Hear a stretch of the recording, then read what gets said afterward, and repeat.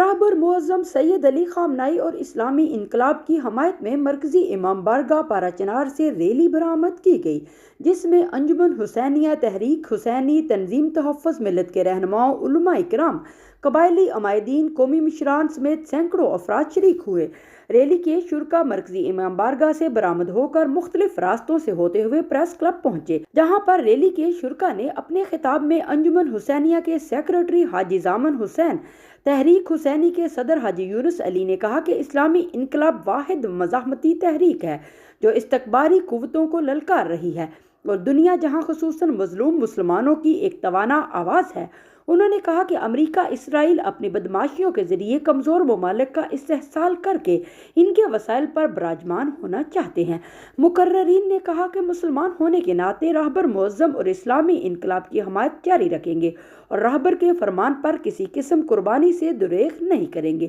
Report اسرار حسین Bangash, HDN، پارا چنار۔